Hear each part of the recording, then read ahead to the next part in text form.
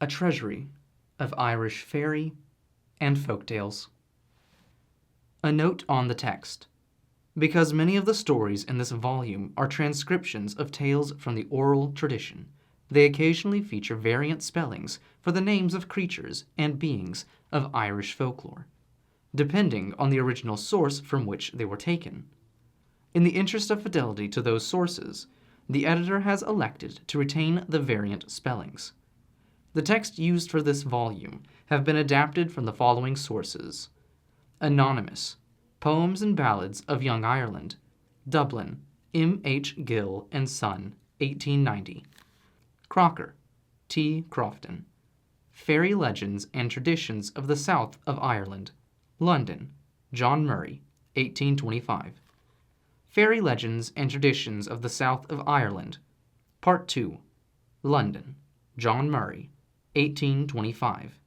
The Dublin Penny Journal, July 4th, 1835. The Dublin University Magazine, October 1839. Jacobs Joseph, More Celtic Fairy Tales, London, David Nutt, 1894. Kennedy, Patrick, The Fireside Stories of England, London, Simpkin, Marshall & Co. and Burns, Oates & Co., 1870. Legendary Fictions of the Irish Celts, London, Macmillan & Co., 1866. Lover, Samuel. Legends and Stories of Ireland, London, Baldwin and Craddock, Simpkin and Marshall, and R. Groombridge, 1834. Lucifer, A Theosophical Journey, January 15th, 1889. McAnally, Jr., D.R. Irish Wonders, New York, Houghton, Mifflin and Company, 1888. Ritchie Leach, Ireland, Picturesque and Romantic, London, Longman Rees, Orme Brown, Green and Longman, 1837. Lady Wilde, Ancient Legends, Mystic Charms, and Superstitions of Ireland, Boston, Ticknor and Company, 1888. Yeats, William Butler, The Celtic Twilight, London, Macmillan & Co., 1894. Fairy and Folk Tales of the Irish Peasantry, London, Walter Scott, 1888. Introduction.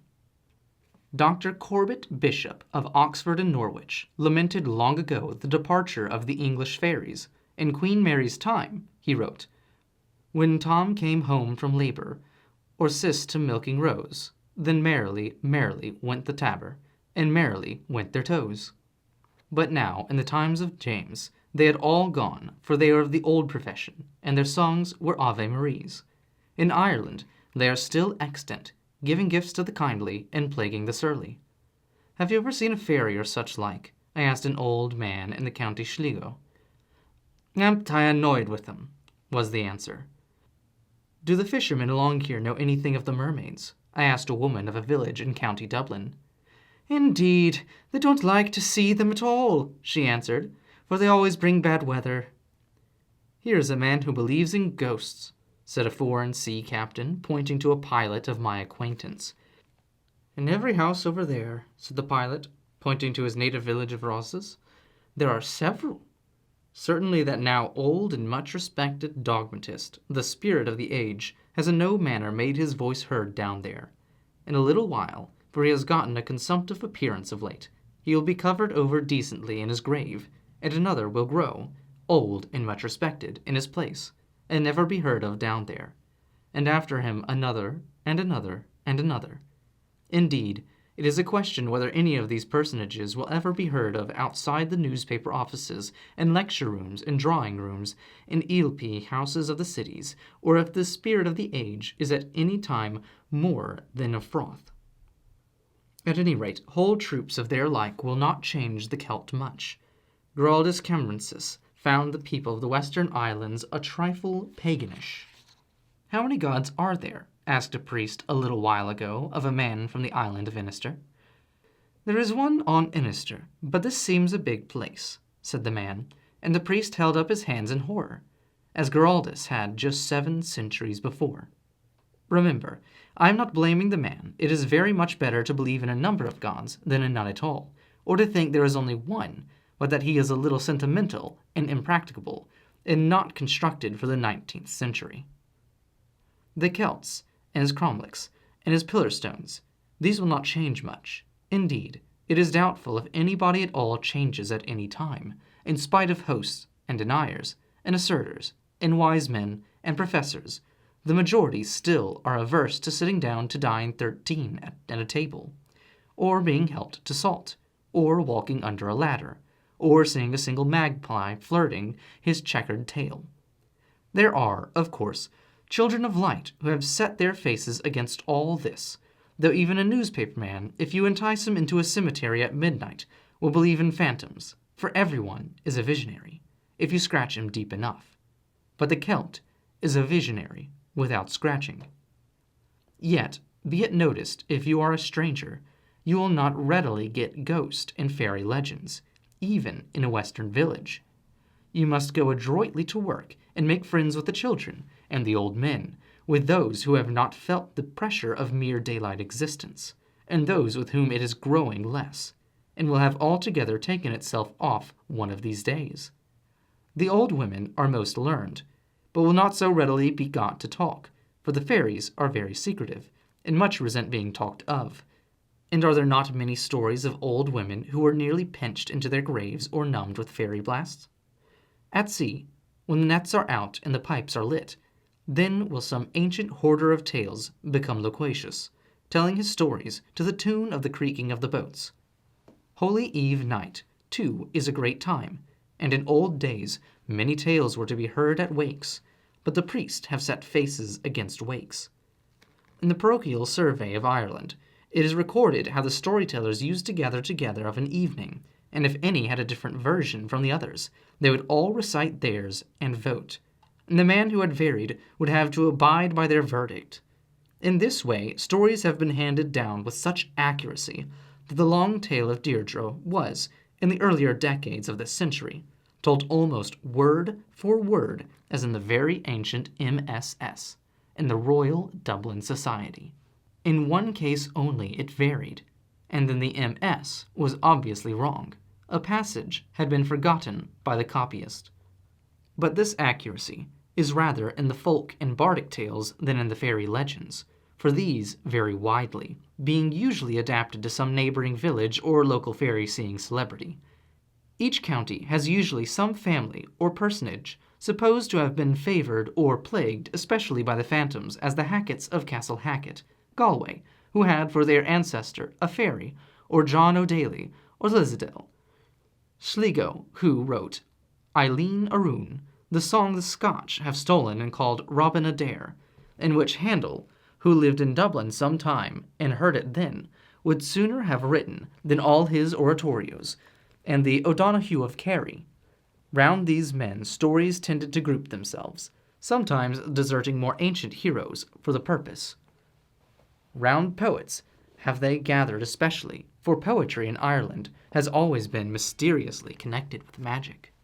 These folk tales are full of simplicity and musical occurrences, for they are the literature of a class for whom every incident in the old rut of birth, love, pain, and death has cropped up unchanged for centuries, who have steeped everything in the heart, to whom everything is a symbol. They have the spade over which the man has learnt from the beginning. The people of the cities have the machine, which is prose and parvenu. They have few events. They can turn over the incidents of a long life as they sit by the fire. With us, nothing has time to gather meaning, and too many things are occurring for even a big heart to hold. It is said the most eloquent people in the world are the Arabs, who have only the bare earth of the desert and sky swept bare by the sun. Wisdom has alighted upon 3 things, goes their proverb: the hand of the Chinese, the brain of the Frank, and the tongue of the Arab. This, I take it, is the meaning of that simplicity sought for so much in these days by all the poets, and not to be had at any price. The most notable and typical storyteller of my acquaintance is one Paddy Flynn, a little bright-eyed old man living in a leaky one-roomed cottage of the village of the most gentle, i.e., fairy place in the whole of the county Sligo. He says, though others claim that honor for Drumahair or for Drumcliff, a very pious old man too. You may have some time to inspect his strange figure and ragged hair, if he happen to be in a devout humor, before he comes to the doings of the gentry. A strange devotion, old tales of Columkill, and what he said to his mother. "How are you today, mother?" "Worse." "May you be worse tomorrow?" And on the next day, "How are you today, mother?" "Worse." "May you be worse tomorrow?" And on the next, "How are you today, mother?" "Better, thank God." "May you be better tomorrow." In which undutiful manner he will tell you Columkill inculcated cheerfulness. Then most likely he will wander off into his favorite theme, how the judge smiles alike in rewarding the good and condemning the lost to unceasing flames. Very consoling does it appear to Paddy Flynn, this melancholy and apocalyptic cheerfulness of the judge. Nor seems his own cheerfulness quite earthly, though a very palpable cheerfulness. The first time I saw him he was cooking mushrooms for himself. The next time he was asleep under a hedge, smiling in his sleep. Assuredly, some joy not quite of the steadfast earth lightens in those eyes, swift as the eyes of a rabbit, among so many wrinkles, for Paddy Flynn is very old. A melancholy there is in the midst of their cheerfulness, a melancholy that is almost a portion of their joy, the visionary melancholy of purely instinctive natures and of all animals, and the triple solitude of age and eccentricity and partial deafness. He goes about much pestered by children. As to the reality of his fairy and spirit-seeing powers, not all are agreed. One day we were talking of the banshee. "I have seen it," he said, "down there by the water, batting the river with its hands." He it was who said the fairies annoyed him. Not that the skeptic is entirely afar even from these western villages. I found him one morning as he bound his corn in the merest pocket-handkerchief of a field. Very different from Paddy Flynn, skepticism in every wrinkle of his face, and a travelled man too, a foot-long Mohawk Indian tattooed on one of his arms to evidence the matter. "They who travel," says a neighboring priest, shaking his head over him and quoting Thomas à Kempis, "seldom come home wholly." I had mentioned ghosts to the skeptic. "Ghosts," said he, "there are no such things at all, but the gentry, they stand to reason, for the devil, when he fell out of heaven, took the weak-minded ones with him, and they were put into the waste places, and that's what the gentry are. But they are getting scarce now, because their time's over, you see, and they're going back. But ghosts? No. And I'll tell you something more. I don't believe in the fire of hell." Then, in a low voice, "That's only invented to give the priest and the parsons something to do." Thereupon, this man, so full of enlightenment, returned to his corn-binding. The various collectors of Irish folklore have, from our point of view, one great merit, and from the point of view of others, one great fault.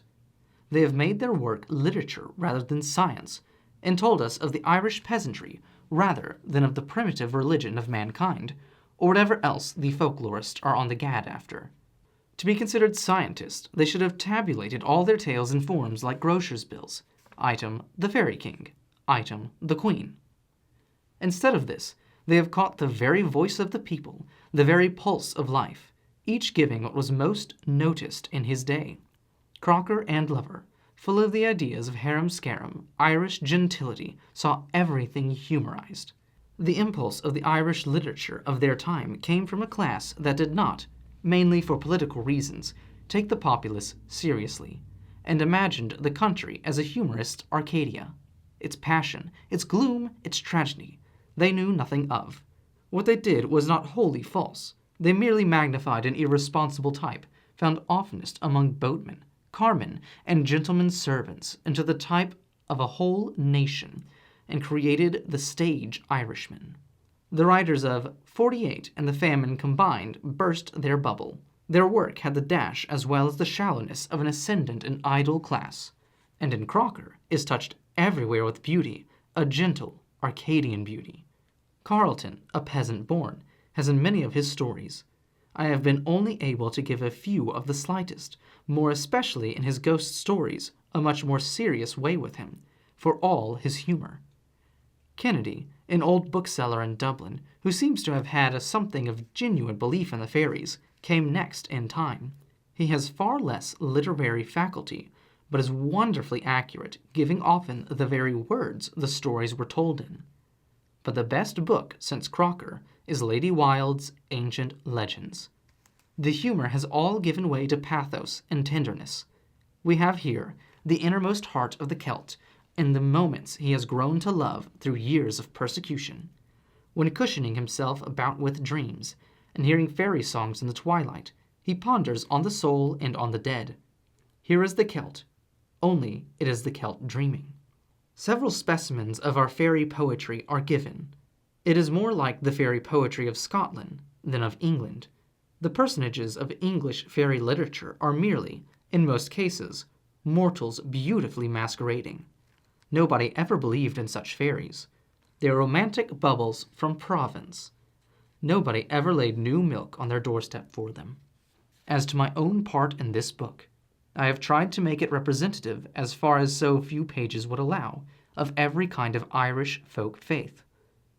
The reader will perhaps wonder that in all my notes I have not rationalized a single hobgoblin. I seek for shelter to the words of Socrates. Phaedrus, I should like to know, Socrates, whether the place is not somewhere here at which Boreas is said to have carried off Erythea from the banks of the Ilissus. Socrates, that is the tradition. Phaedrus, and is this the exact spot? The little stream is delightfully clear and bright. I can fancy that there might be maidens playing near.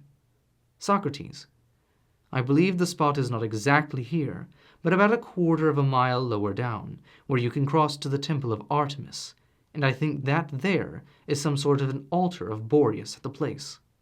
Phaedrus, I do not recollect, but I beseech you to tell me. Socrates, do you believe this tale? Socrates, the wise are doubtful, and I should not be singular if, like them, I also doubted. I might have a rational explanation that Erythea was playing with Pharmacia, when a northern gust carried her over the neighboring rocks, and this being the manner of her death, she was said to have been carried away by Boreas. There is a discrepancy, however, about the locality. According to another version of the story, she was taken from Areopagus, and not from this place. Now I quite acknowledge that these allegories are very nice, but he is not to be envied who has to invent them. Much labor and ingenuity will be required of him, and when he has once begun, he must go on and rehabilitate centaurs and chimeras dire. Gorgons and winged steeds flow in apace, and numberless other inconceivable and portentous monsters. And if he is skeptical about them, and would fain reduce them one after another to the rules of probability, the sort of crude philosophy will take up all his time. Now I have certainly not time for such inquiries. Shall I tell you why? I must first know myself, as the Delphian inscription says. To be curious about that which is not my business while I am still in ignorance of my own self would be ridiculous. And therefore I say farewell to all of this.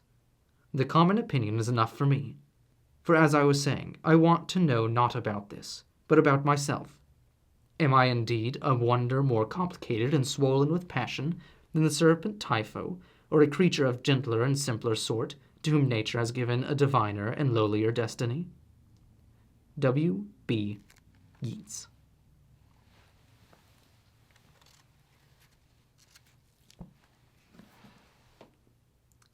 The End.